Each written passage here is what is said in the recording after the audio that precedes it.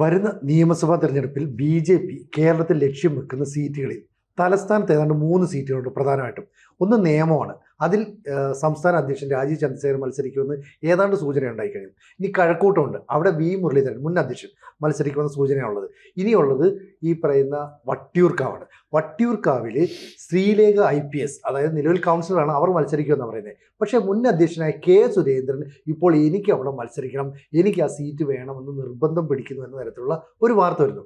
K. Surendran അത്തരം ഒരു നിലപാട് സ്വീകരിക്കുമെന്ന് നമുക്ക് പ്രതീക്ഷിക്കാം. നിലപാട് സ്വീകരിച്ചു എന്നല്ലേ മാധ്യമങ്ങളിൽ വരുന്ന വാർത്ത? അതെ.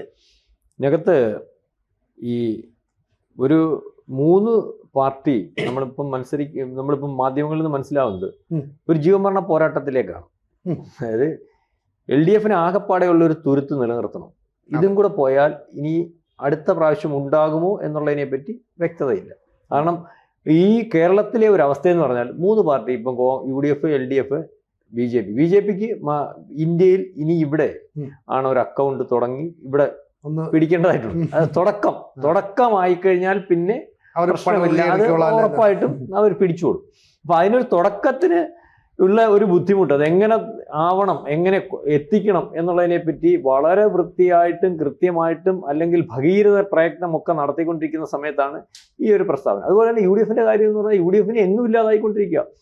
ഏറ്റവും അവസാനം 2026 ഇവിടെ അധികാരത്തിൽ വന്നില്ല. കേരളത്തിലെ അവസ്ഥ അറിയാമല്ലോ. കാരണം അവിടെ കേന്ദ്ര നേതാക്കന്മാർക്ക് ഒരുപക്ഷെ ഈ പറയുന്ന പ്രിയങ്ക ഗാന്ധിക്കും രാഹുൽ ഗാന്ധിക്കും വടക്കേ ഇന്ത്യ രാഷ്ട്രീയം കളിക്കണം, കേരളം വേണം. അതിനിപ്പോ ഇവിടെ വന്ന് മത്സരിച്ച് ജയിച്ചുകൊണ്ടിരിക്കുകയാണല്ലോ, അറിയാമല്ലോ. അപ്പം ആ രീതിയിലേക്ക്. അപ്പം ഇതിനകത്ത് കേരളത്തിൽ ഉടനീളം BJP മത്സരിക്കുന്നുണ്ടോ? 140 സീറ്റിൽ മത്സരിച്ചേ മതിയാവത്തുള്ളൂ.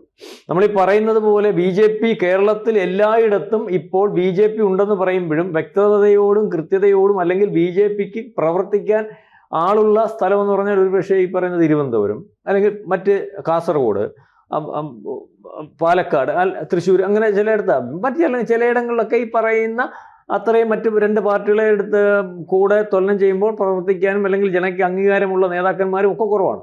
മറ്റ് 2 പാർട്ടികളെ നോക്കുമ്പോൾ 140 സീറ്റിൽ മത്സരിക്കാനുള്ള നേതാക്കന്മാരെ പോലും നമ്മൾ എണ്ണമെടുത്താൽ എല്ലാവർക്കും അറിയാവുന്ന നേതാക്കന്മാരാണ്ട് 25-30 പേർത്തുള്ളൂ. ബാക്കിയുള്ള നേതാക്കന്മാരില്ലെന്നല്ല, ആ പ്രദേശത്ത് ചിലപ്പോൾ ഒരു നേതാക്കന്മാരായിരിക്കും. പക്ഷേ കേരളത്തിൽ ഉടനീളം ചർച്ച ചെയ്യത്തക്കണമെന്ന് നേതാക്കന്മാർ പോലും ഇല്ല. അപ്പം മറ്റ് 2 പാർട്ടികളെ അപേക്ഷിച്ച് BJPക്ക് ആ തരത്തിലേക്ക് ഇനിയും സമയമെടുക്കുന്നിടത്താണ് BJPക്കകത്ത് ഈ തർക്കം. കാരണം തിരുവനന്തപുരത്ത് ഇപ്പോൾ, അല്ലെങ്കിൽ വളരെ പുറകോട്ട് പരിശോധിച്ചാൽ തന്നെ BJPക്ക് സാന്നിധ്യം ഉറപ്പിക്കാൻ പറ്റുന്ന സ്ഥലം തന്നെയായിരുന്നു. അതിന് ഉദാഹരണമാണല്ലോ ഇപ്പൊ തന്നെ കണ്ടില്ലേ, തിരുവനന്തപുരം കോർപ്പറേഷൻ അവർ വേണ്ട വിധത്തിൽ കൈകാര്യം ചെയ്തപ്പോൾ, അതായത് ആ കോർപ്പറേഷനകത്ത് അഴിമതി വളരെ കൃത്യമായിട്ട് പുറത്തു കൊണ്ടുവന്ന് അതിൻ്റെ പുറകിൽ നിന്ന് സ്ഥാനാർത്ഥികളെ തീരുമാനിച്ച് ആ സ്ഥാനാർത്ഥികൾ ജനങ്ങൾക്ക് ഇഷ്ടപ്പെട്ടതായി വന്നപ്പോൾ അവരെ അംഗീകരിക്കാൻ തയ്യാറായി. ഇപ്പൊ കോർപ്പറേഷൻ പിടിച്ചല്ലോ. വളരെ എനിക്ക് തോന്നുന്നു 2014 അമിത്ഷാ ആഗ്രഹിച്ച ഒരു ആഗ്രഹം 10 കൊല്ലത്തിന് ശേഷം നടപ്പായി. അതുപോലെ ഇനി അന്ന് അമിത്ഷാ പറഞ്ഞിട്ട് ഇതിൽ നിന്ന് നിങ്ങൾക്ക് MLA ഉണ്ടാക്കാം, ഇതിൽ നിന്ന് നിങ്ങൾക്ക് MP ഉണ്ടാക്കാം. കേരളത്തിലുടനീളം ഇതൊരു ഷോക്കേസ് ആയിട്ട് ഉപയോഗിച്ച് നിങ്ങൾക്ക് BJP ഇതാണെന്ന് കണ്ടിട്ട് കേരളത്തിലുടനീളം BJPയെ വളർത്താൻ പറ്റുന്ന ഒരു സാഹചര്യമുണ്ട്. ഈ സാഹചര്യം മുതലെടുക്കുന്നതിന് വേണ്ടി BJP ശ്രമിച്ചുകൊണ്ടിരിക്കുന്നത്. അതിനുവേണ്ടി ഇപ്പോൾ കഴിഞ്ഞ ദിവസം കോർ കമ്മിറ്റി കൂടിയിട്ട് സ്ഥാനാർത്ഥികളെ ഏതാണ്ട് 35 സീറ്റിലേക്ക് തീരുമാനിച്ചു കഴിഞ്ഞു. അതിന്റെ അംഗീകാരം കിട്ടാത്തതുകൊണ്ടാണ് അത് അനൗൺസ് ചെയ്യാത്തത്. അതായത് ഈ മാസം 15-ന് ഇപ്പോഴും അമിത്ഷാ വരുന്നുണ്ടെന്നാണ് പറഞ്ഞത്. അതിന് മുമ്പ് തന്നെ അതിന് അംഗീകാരം കൊടുത്ത് അവരെ ഫീൽഡിൽ ഇറക്കി പ്രവർത്തിപ്പിക്കാൻ വേണ്ടി, അല്ലെങ്കിൽ അവരെ ജനങ്ങൾക്കിടയിൽ ഇറക്കി സ്ഥാനാർത്ഥികളായിട്ട്, അല്ലെങ്കിൽ കൂടുതൽ സമയം ഇടപഴകി അവരെ അംഗീകരിച്ച് ജയിപ്പിക്കുന്നതിന് വേണ്ടിയുള്ള ശ്രമം നടത്തിയിട്ടുണ്ട്. ഈ സമയത്താണ് പ്രധാനപ്പെട്ട വളരെ ദീർഘമായിട്ട് പാർട്ടിക്കകത്ത് പ്രസിഡന്റായിട്ട് ഇരുന്നിട്ടുള്ള ആള്, അല്ലെങ്കിൽ വളരെ കൂടുതൽ സമയം മത്സരിച്ചിട്ടുള്ള ആള്, ഈ BJPയുടെ നമ്മൾ പരിശോധിക്കുമ്പോൾ സുരേന്ദ്രന്റെ അത്രത്തോളം 55 വയസ്സേ ഉള്ളൂ അദ്ദേഹത്തിന്. സുരേന്ദ്രന്റെ അത്രയും ചെറുപ്പമായിട്ടുള്ള ഒരു നേതാവില്ല. അദ്ദേഹം മത്സരിച്ചതുപോലെ വേറെ ആരും മത്സരിച്ചിട്ടുണ്ട്? അദ്ദേഹം മഞ്ചേശ്വരത്ത് മത്സരിച്ചിട്ടില്ലേ? 86 വോട്ടും തോറ്റുപോയിട്ടില്ലേ? ആ മഞ്ചേശ്വരം എന്ന് പറയുന്ന മണ്ഡലം A ക്ലാസ് മണ്ഡലമായിരുന്നല്ലോ. ഈ മണ്ഡലം ഇപ്പൊ ശരിക്കും പറഞ്ഞാൽ A ക്ലാസ് മണ്ഡലമായിട്ട് നിലനിൽക്കുന്നുണ്ട്. BJP ഒരു കാലത്തും കേരളത്തിൽ പ്രസക്തമല്ലാത്ത സമയത്ത് പോലും മഞ്ചേശ്വരത്ത് ജയിക്കുമായിരുന്നു. അവിടെ തോക്കുന്നത് എങ്ങനെയാണെന്നറിയോ? അവിടെ തോക്കുന്നതെന്ന് പറഞ്ഞാൽ മുസ്ലിം ലീഗിനെ ജയിപ്പിക്കുന്ന CPM ആണ്. 2000 വോട്ട് പർപ്പസ് BJP വരണ്ടെന്നുള്ള രീതിയിൽ അവിടെ കൃത്യമായിട്ട് ആ സീറ്റ് നിലനിർത്തി, അല്ലെങ്കിൽ അതിന്റെ പുറകിൽ നിന്നായിരുന്നു ആ സീറ്റ്. അവിടുന്ന് MLA ഉണ്ടായിരുന്നു. ഇപ്പൊ ആ സീറ്റ് പോലും വേണ്ട. ഒരു പ്രാവശ്യം അവിടെയും കോന്നിയിലും കൂടെ ഒന്നിച്ച് അതായത് കെ സുരേന്ദ്രൻ അധ്യക്ഷ പദവിയിൽ ഇരുന്ന സമയത്ത് കോന്നിയിലും മത്സരിക്കുന്നു, മഞ്ചേശ്വരത്ത് മത്സരിക്കുന്നു. അപ്പോൾ രണ്ടിടത്തും മത്സരിക്കുമ്പോൾ അന്ന് ഹെലികോപ്റ്ററിൽ പറന്നുയർന്ന് അവിടേക്ക് ഇറങ്ങുന്നു, ഇവിടേക്ക് ഇറങ്ങുന്നു. ജനങ്ങൾക്ക് അതിൽ തെറ്റായ ഒരു സന്ദേശം, തെറ്റായ സന്ദേശം എന്ന് പറഞ്ഞാൽ മാധ്യമങ്ങൾ ഉൾപ്പെടെയുള്ളവർ അന്നേരവും അതിനുശേഷവും ചർച്ച ചെയ്ത കാര്യം എന്ന് പറഞ്ഞാൽ ഫണ്ടമാനം ഫണ്ടുണ്ട്. നിയമസഭയിൽ ഈ BJP-ക്കാരൊക്കെ മത്സരിക്കുന്ന ജയിക്കാൻ വേണ്ടിയല്ല, ഒരു സീറ്റ് തലപ്പെടുത്തി മത്സരിച്ചാൽ മിച്ചം വയ്ക്കാൻ കാശുണ്ടാകും, കോടിക്കണക്കിന് രൂപ കേന്ദ്രത്തിൽ നിന്ന് വരുന്നുണ്ട്. അതുകൊണ്ട് തന്നെയാണ് സുരേന്ദ്രൻ അവിടെയും കോന്നിയിലൂടെ മത്സരിച്ച് രണ്ടിടത്തെയും പൈസ തരപ്പെടുത്തിയെടുക്കാം എന്നുള്ള രീതിയിലേക്കുള്ള ആക്ഷേപം വന്നു. അതിനകത്ത് ശരിയോ തെറ്റോ എത്രത്തോളം ഉണ്ടെന്ന് അറിയില്ല. അതിനുശേഷം അദ്ദേഹത്തിന് കാസർഗോഡ് ലോക്സഭ മണ്ഡലത്തിൽ മത്സരിച്ചില്ലേ, വയനാട്ടിൽ മത്സരിച്ചില്ലേ, പത്തനംതിട്ടയിൽ മത്സരിച്ചില്ലേ.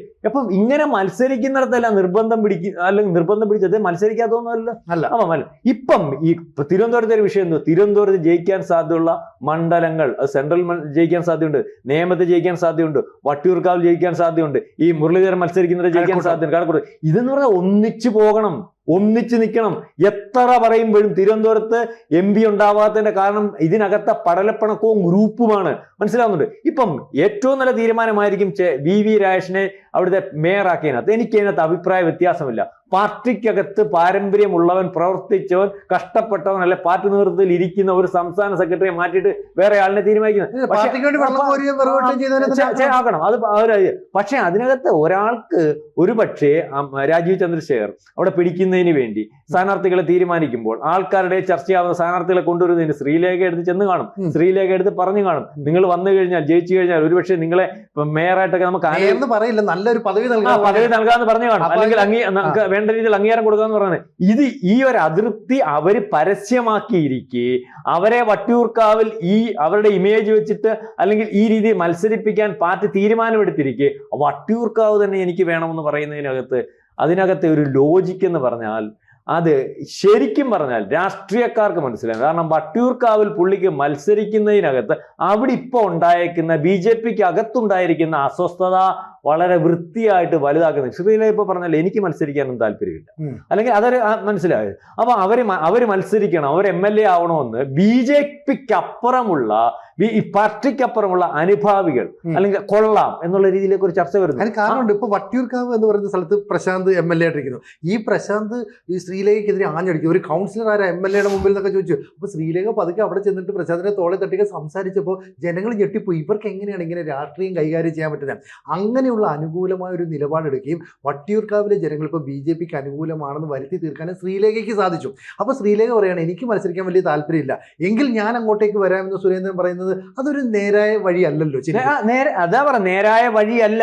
ഇതിനകത്ത് അവിടെ അല്ലെങ്കിൽ RC ഇറങ്ങി തിരുവനന്തപുരം കോർപ്പറേഷൻ പിടിച്ചു, കേരളത്തിലുടനീളം BJP-ക്ക് ഒരു സാധ്യത ഉണ്ടാക്കി, ചർച്ചയാക്കി, അതിന് ആൾക്കാരെ കണ്ടെത്തി. അപ്പൊ ആ ഒരു കോർഡിനേഷൻ പലവട്ടം BJP-ക്ക് അകത്തുണ്ടായിരിക്കുന്ന BJP-യുടെ വളർച്ചയ്ക്ക് തടസ്സം നിന്നിരിക്കുന്ന ഗ്രൂപ്പ്, അല്ലെങ്കിൽ ഇവിടെ ഞാൻ പലവട്ടം പറയാറുണ്ടല്ലോ, ഞങ്ങളല്ലാതെ വേറെ ആരും വേണ്ട, പാർട്ടി ഇല്ലേലും, പാർട്ടിക്ക് MLA ഇല്ലേലും MP ഇല്ലേലും വേണ്ടില്ല, ഞങ്ങളുടെ ഗ്രൂപ്പ്, ഞങ്ങളുടെ സംവിധാനം, ഞങ്ങളല്ലാത്തവർ വേണ്ട എന്നുള്ള രീതിയിലേക്കുള്ള ഒരു മാനസികാവസ്ഥ വേറൊരു രീതിയിൽ ഓപ്പറേറ്റ് ചെയ്യാണ്. തിരുവനന്തപുരത്ത് VV രാജേഷ് ഈ പറയുന്ന ഗ്രൂപ്പിന്റെ അടിസ്ഥാനത്തിൽ പറയുമ്പോൾ ഈ മുരളീധരന്റെയും അല്ലെങ്കിൽ ഇദ്ദേഹത്തിന്റെയൊക്കെ ആളാണ്. അപ്പൊ തിരുവനന്തപുരം പണ്ടും പറയാറുണ്ട്, മുരളീധരൻ VV രാജേഷിനെ തിരുവനന്തപുരം ജില്ലാ പ്രസിഡന്റ് ആക്കിയത് അവിടെ നിന്ന് അദ്ദേഹത്തിന് ഇവിടെ വരുമ്പോൾ ഇവിടെ പരിപാടി കിട്ടാനാന്ന് പറഞ്ഞുള്ള ആക്ഷേപം നേരത്തെ വന്നിട്ടുണ്ട്. അപ്പൊ ഇപ്പൊ ഇതിനകത്ത് തിരുവനന്തപുരത്ത് സാധ്യതയുള്ളത് ഇല്ലായ്മ ചെയ്യുന്നതിന് വേണ്ടി അല്ലെങ്കിൽ പാർട്ടിക്കകത്ത് ഒരു കലഹം ഉണ്ടാക്കുന്നതിന് വേണ്ടി, ആ അതൃപ്തി മാധ്യമങ്ങളെ ചർച്ച ചെയ്യിക്കുന്നതിന് വേണ്ടി, അല്ലെങ്കിൽ ശ്രീലേഖയെ പോലുള്ളവരെ വേണ്ടി വന്നാൽ ഇതുപോലെ പ്രശ്നം വരുമ്പോൾ അവർ മാറി നിൽക്കാൻ തയ്യാറാകുമ്പോൾ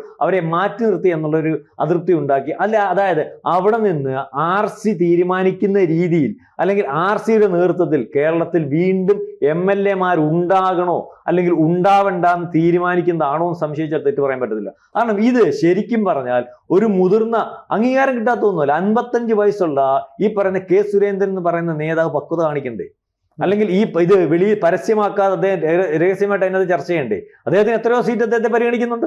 ഈ പറയുന്ന പാലക്കാട് ഇദ്ദേഹത്തിന് മത്സരിക്കാൻ പറ്റുമല്ലോ. പാലക്കാട് ഇപ്പം ഏറ്റവും സാധ്യതയുള്ള സീറ്റാണ്, ജയിക്കാൻ സാധ്യതയുള്ള സീറ്റാണ്. എന്ന് വെച്ചാൽ പാലക്കാട് കോൺഗ്രസിന്റെ ജയിച്ചിരിക്കുന്ന കോൺഗ്രസ് സ്ഥാനാർത്ഥി എന്ന് പറഞ്ഞാൽ അയാൾക്ക് സീറ്റ് അവിടെ കൊടുക്കത്തില്ല. മറ്റൊരു കോൺഗ്രസ് സ്ഥാനാർത്ഥിയെ അവിടെ പരിഗണിക്കേണ്ടി വരുമെന്ന് പറഞ്ഞാൽ പഴയ MLA ആയിട്ടിരുന്ന ഇപ്പൊ MP ആയിട്ടിരിക്കുന്ന ഷാഫി പറമ്പലിനെ വേണ്ടി വരും. അതിനും കോൺഗ്രസിന് ബുദ്ധിമുട്ട്. പുതിയൊരാളിനെ കൊണ്ടുവന്ന് അവിടെ മാങ്കൂട്ടത്തിനെ ഓവർകം ചെയ്യാൻ സാധിക്കാതെ വരുമ്പോൾ രണ്ടാമത് അവിടെ ജനം ഏറ്റവും ആദ്യം പരിഗണിക്കാൻ സാധ്യതയുള്ള BJP തന്നെയാണ്. BJP-ക്ക് അവിടെ ജയിക്കാൻ അല്ലെങ്കിൽ ഒരാൾ വോട്ടിന്റെ ശകലം വ്യത്യാസം ജയിക്കുന്നേ ഉള്ളൂ. കാരണം മത്സര രംഗത്ത് BJPയും കോൺഗ്രസും ഒപ്പത്തിനൊപ്പം നിൽക്കുന്നിടമാണ്. അവിടെ മത്സരിക്കാൻ സാധ്യതയുണ്ട്. ആ സ്ഥലത്ത് ഈ പറയുന്ന സുരേന്ദ്രനുള്ള സ്ഥാനാർത്ഥിയായാൽ ഇവിടെ കൃഷ്ണകുമാറിന്റെ നേതൃത്വത്തിലുള്ള അല്ലെങ്കിൽ ആ രീതിയിലുള്ള ഒരു BJP ഉണ്ടല്ലോ, അവിടെയും നമ്മൾ പറയാതിരിക്കുന്ന വെറുതെ അവിടെയും ഗ്രൂപ്പ് ഉണ്ടല്ലോ. കൃഷ്ണകുമാർ സുരേന്ദ്രൻ വന്നു കഴിഞ്ഞാൽ ഉപദ്രവിക്കും തോന്നില്ല.